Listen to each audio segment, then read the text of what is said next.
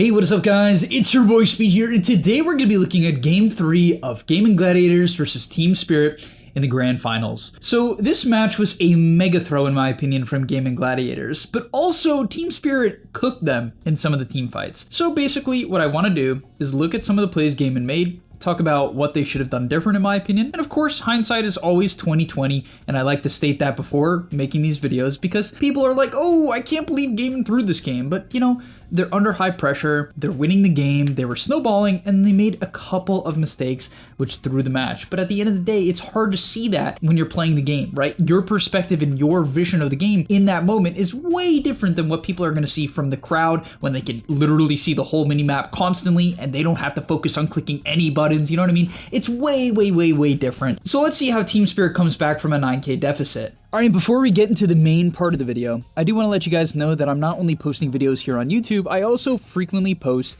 videos on the website. If you don't know what I'm talking about, almost every single day I'm posting a new video to the gameleap website. We're going to teach you guys in depth about how to get to the next level. So if you want to become absolutely broken, click the link down below and sign up. So the first thing I'd like to highlight is Gaming actually made a lot of very good plays. A couple of plays that they make that I'd like to cover are in the mid game, so let's get into that. So the first major play that they make is at minute 16 here. There was a lot of small plays that allowed them to build up this 2K net worth lead at minute 16, which is pretty significant. But the first major play is that they all rotate to the top side and they look to dive. I thought this play was kind of weird because at first glance, I don't know, it looks a bit forced, right? You're like diving the tower, but Ace ends up bumping into the Grimstroke and actually just straight up dives, right?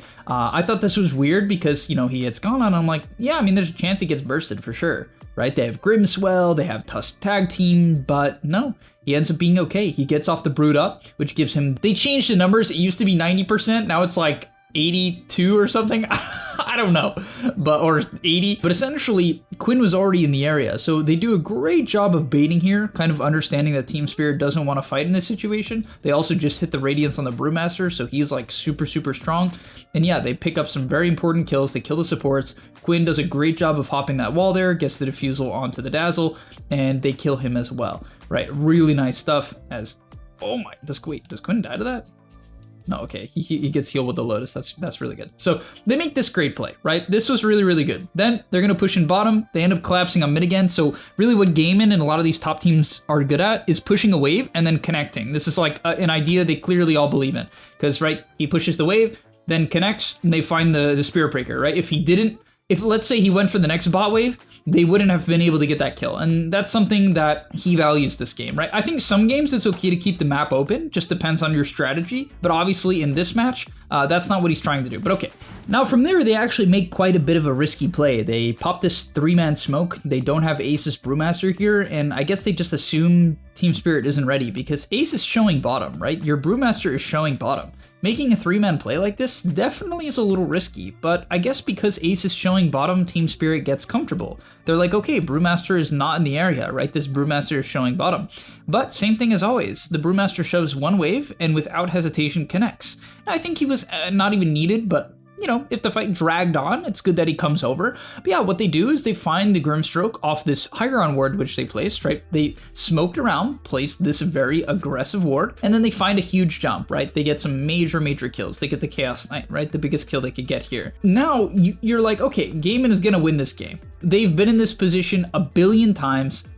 This is exactly where they want to be. They have a Spectre, they have AA, they have Brewmaster. Their scaling is insane. They find another kill on the Spirit Breaker top. They find the Grim bottom. How in the world does Team Spirit come back from such a terrible position? And let's get into it. I'm not gonna lie, as much as I'd like to credit Team Spirit for the comeback, I actually think it was more of just a throw from the side of Gaming, but let's talk about what Team Spirit at least did okay to give themselves a chance to come back into this game. Okay, so it all begins right here. The Brewmaster TP's top, right? The Pango's looking for kills mid, the Spectre's taking over the triangle.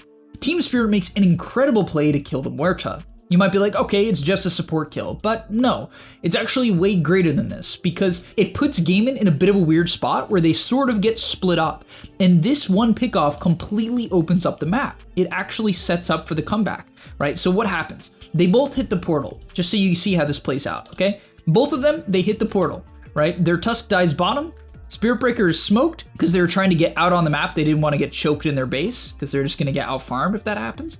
And Spirit Breaker looks to cut bottom wave, right? But what's really great is Gaming Gladiators is thinking Spirit Breaker is cutting our waves. Okay, let's go kick him out. However, he wasn't alone, and this is what they do different. Most teams would just be like split the map, pushing waves. What Team Spirit does is they bring the Grimstroke here, Miposhka comes over, and they camp this ward. It's about to expire, but it is here, and this is huge because Muerta is coming over. She's gonna go probably try to find the Spirit Breaker or deward the hill or something. And yeah, they're here. Boom, massive kill, almost 1,000 gold. Right? That was a 6 kill streak Muerta. Now, Pango TP's for mid, but he TP's in vision. So they see the Pango TP. So they are able to avoid this. Now he charges back in, they don't find the kill, whatever. But this is where they throw. Because Quinn, you'll see from his perspective, he has this hill ward. He's like, let's fight the hill ward. However, the problem is, with what he does, is he goes a little bit too far. He runs over because Ace is connecting, right? Ace wants to collapse the map. So he rolls, but the problem with this roll is he loses vision, which is why I was kind of surprised he did it. I honestly feel like blinking up the hill, getting vision, and then rolling maybe is better because, I don't know, you're just burning the duration of the roll. So I think he just got a little bit cocky here because let's look at the map quickly. And this is the hindsight, all right? From his perspective, from Quinn's perspective, they're running them over. Let's go kill them. They can't fight us. We're super strong. And to some extent, he's right. But the problem is Team Spirit isn't showing top. They also haven't really shown mid. And so there's a good chance they're all bottom. Team Spirit is a team that has no problem grouping up when they're losing the game. I've watched multiple of their replays up into making this video. When they're losing the game like kind of hard or the game is weird and they're afraid of dying, they have no problem bringing like 4 or 5 heroes and just chilling for a little bit. Like waiting for the enemy team to show. They're afraid of getting run at, right? And so Gaimin, they honestly could have farmed the whole map here if they knew that Team Spirit was just going to sit together and hold hands, which is what they're doing, right? They're literally holding hands. They are not farming. If they know this, I mean, to be fair, their wards are insanely good. These Team Spirit wards they have are nuts. This warding is insane, actually.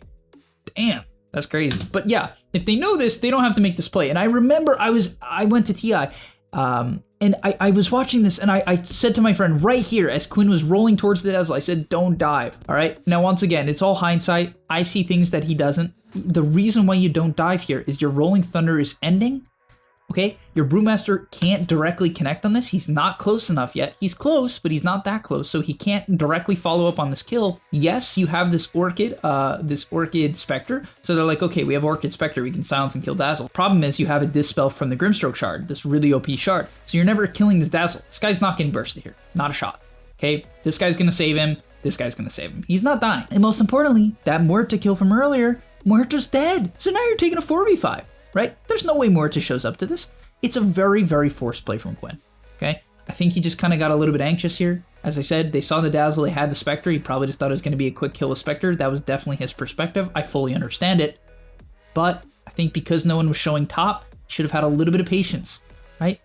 Just a little bit of patience. I think there's no reason to keep running at them after the Muerta kill. Just wait the 20 seconds. Easier said than done. Right? Easy from my perspective, but I think that would have been the better play. I think that is the safer and better play here. But yeah, unfortunately, they end up getting turned on here. The Spectre overextends. He dies to Chaos Knight. The Brew ends up dying as well in split. The AA dies. And yeah, the lead starts swinging the other way. So I hate to pick on Quinn because honestly, I think he owned this tournament. But this play as well, in my opinion, is just one of those high risk, medium reward plays. I think from this position, what he's thinking and what they're thinking is, okay, Chaos Knight is dead. And if they show, we can fight. But there's a couple of problems. The main one being you don't have Brew Split, right? So you don't have your major fighting ability. You know what I mean? Like it's on cooldown. And here, what they do is they just go for this tower. I just don't really see the exact need to take the tower right now, right? Like, yeah, it opens up the bot side. I don't know, it feels forced to me, right? It feels forced because you don't know where the Spirit Breaker is, right? It's Spirit Breaker, he can connect, and they have heroes to kill you. It's not like they have an easy save. There's no way to get rid of this Grimbug, right? This hero does not save from Grimbug. It can't save from BKB Spirit Breaker. I just didn't see the value in hitting this tower. I think in a lot of games, it's fine. He doesn't get jumped. It's obviously an insanely good play from Spirit here to know that, okay, we can kill this Pango. Like, this is Collapse and Miposho being goats. Like, don't get me wrong. Like, these guys understanding that this is an opening and finding this move is great. It's really great. This is super game-winning stuff. Obviously, Tofu ends up dying too. There's no way you get away from Spirit Breaker. And so he ends up dying too, but it's just like they had so much map control, and I feel like, once again, if you just slow down a little bit, just a little bit, make sure everyone's connected and ready to go, I just don't think that these plays have any chance of working because Team Spirit is way behind. Now, this next play, I'd honestly just like to highlight the incredible warding and decision-making of Team Spirit because that's really what wins them the game at this point. I mean, look at these wards. I don't even know how this ward stayed up. They're just, like, literally Gaiman is just sitting under a ward. And so it's an obvious smoke from Team Spirit. They're like, okay, they're literally sitting under our wards. Go kill them. And they have that ward and this ward. It's like crazy. They just... Somehow Gaiman ended up sitting on the only place that they had both of their wards. Like, I don't know how this happened. I don't know why this happened. I'm not going to figure it out right now for you guys, but this is crazy. They're just sitting on the wards. And so Team Spirit quickly smokes. They're like, guys, they're on our wards. We can kill the AA for free. Just swell me. And it ends up being a 2-man charge into the ulti onto Tofu. He explodes. Oh my god. Oh, and then Pengo dies too. Just insanely good. So fast to get to the ward, and the warding this game from Team Spirit was ridiculous. All right, and finally, for the last portion of the video, we're going to watch from Team Spirit's perspective and see how they absolutely dismantled the game in this team fight. I mean, this team fight was like insanely good. So to start it off, they're contesting Roche. The CK wasn't even here, which was honestly a little suspect, like that they're making this move without CK. I don't know exactly what their angle is, but basically, they run forward, and the Spirit Breaker goes for a D-ward. He gets his Bulldoze canceled by Yules. However, he has BKB, which is why this play was honestly a little bit suspect, right? Kind of a bad go from Celery. Like, you weren't going to burst that guy. I don't know. I don't know what his angle was. They don't have really, like, a hard stun. Their only hard stun is Pango. And so I feel like you can't really go on a Spirit Breaker like that, you know? I just don't really feel like it works. He's always going to get off BKB if he wants. And so it was kind of a bad go, right? Bad go, whatever, high pressure situation, unlucky. They jumped a bad hero. Okay, from there, Celery buys back on the AA, and Team Spirit, they kite out. They're like, okay, let's wait a little bit, let's play our vision, let's kind of maybe help the Tusk if they commit on Tusk. They kite out a bit. Tusk gets gone on, he gets off a snowball, but Celery shows and collapses with the night vision talent at level 10, sees him. This is just because of this level 10 talent. He sees him. Oh my god, and he's so fast to charge him. Collapse is a beast. He's so fast to be like, oh, yep, this is our guy. Guys, come kill this guy. The Tusk gets out with the snowball, and they kill. It's a dieback on the AA. Oh, my gosh. So Collapse baiting in the AA in the first place, and then finding him with the night vision talent after they kite out is insane. And then they bait out the split. He was afraid of getting chain stunned with the CK stun into the ink spell stun, into a charge, into like a punch. I mean, they have so many stuns. He is so afraid of getting stunned on Brew, so he ults, and then they all run away. They're like, oh, you split, run away, guys. Now, to be fair, Collapse charges in here, which was like highly unnecessary, frankly. I don't know why I did that. Maybe he felt that he wanted to bait them in at this point. I don't know. He almost died because of it, which was... Did he die? Oh no, the Grim is just too strong. The Zero's Shard is like so strong. It just allows you to confidently turn because you know you're not going to get chain stunned. And yeah, they completely kite them out. To watch it from Quinn's perspective, I mean, he had no role because he used it on the Tusk. That got kited out. He used it on the BKB Spirit Breaker and the BKB Tusk. So that got completely wasted. And yeah, they chase forward, but they don't have roll. They don't have split. They don't have anything anymore. And yeah, they run into 5 heroes. It honestly felt like they lost mentally at this point. I really feel like if they could have calmed down, which, I mean, I don't know how you do that in TI finals. That seems like quite the task. But... man, I just feel like if they could have slowed down a little bit this game when Team Spirit was not showing, and like even in this team fight, right? Like I feel like you have to know when you don't have Rolling Thunder and you're chasing forward to split and the split's then going to end, that you're not winning that fight. And just like cut your losses and try to play for the next fight. You know what I mean? Like I feel like they have to know that their best play there, even though yes, you're gonna lose Roche, you're gonna get charged.